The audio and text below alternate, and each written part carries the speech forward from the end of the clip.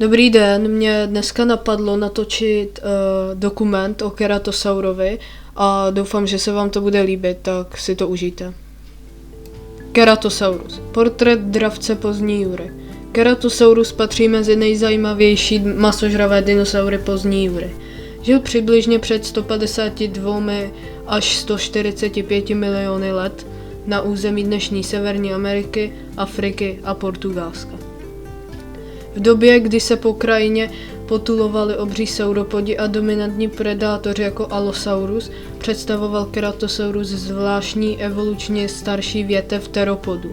Přestože nebyl největším dravcem své doby, jeho vzhled i anatomie z něj dělají jednoho z nejvýraznějších masožravců jury. Vzhled a velikost. Keratosaurus dosahoval délky přibližně 6 až 7 metrů a hmotnosti okolo 1 tuny. Patřil tedy mezi středně velké teropody.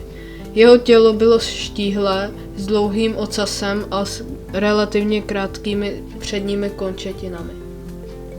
Zajímavostí je, že měl 4 prsty, což je považováno za primitivnější znak oproti pozdějším teropodům, kteří měli prsty 3. Jedním z nejvýraznějších rysů Keratosaura byl roh na čenichu. Nebyl velký ani robustní, takže se vědci shodují, že pravděpodobně nesloužil k boji, spíše šlo o ozdobu, která mohla hrát roli při balení partnerů nebo při sociální komunikaci. Kromě rohu měl také řadu kostěných destiček, osteodermů, podél hřbetu, což je u teropodů poměrně neobvyklé. Zuby a způsob lovu.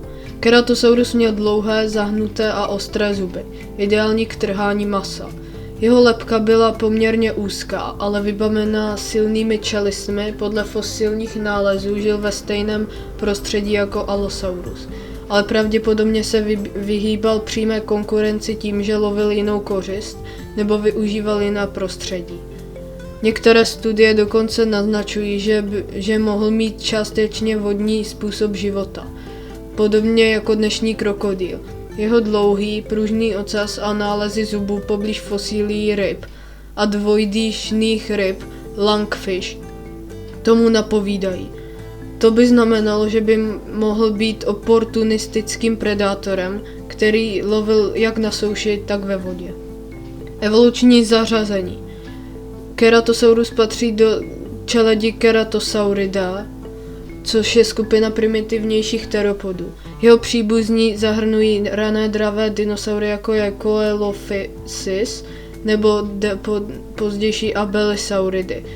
To znamená, že keratosauři představují vedlejší větev evoluce, která se oddělila od linie vedoucí k Tyrannosaurům nebo Dromaeosaurům. Druhy keratosaur.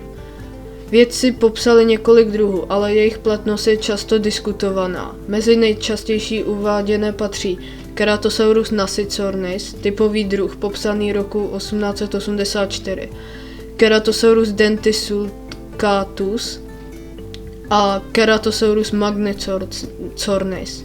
Některé z těchto druhů mohou být jen různé velikostní varianty jednoho druhu. Proč je Keratosaurus důležitý?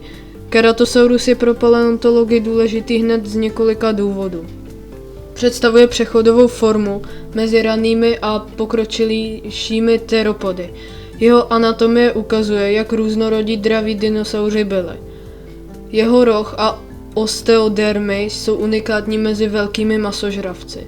Jeho možný, částečně vodní životní styl ukazuje, že teropodi nebyli jen suchozemští predátoři. Navíc je to dinosaurus, který se díky svému vzhledu stal populární i v kultuře. Objevil se například ve filmu Jurský park 3. Závěr. Keratosaurus byl fascinující dravec pozdní jury, který se od ostatních teropodů odlišoval nejen svým rohem, ale i celkovou stavbou těla.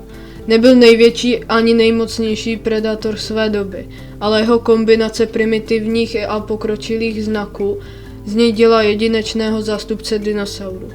Díky fosilním nálezům dnes víme, že šlo o tvora přizpůsobeného různým prostředím, který mohl lovit jak na souši, tak možná i ve vodě. Keratosaurus tak představuje důležitý dílek skládačky evoluce dravých dinosaurů. Konec. Jestli se vám tady ten typ videí bude líbit, tak můžu natočit i další. Čau.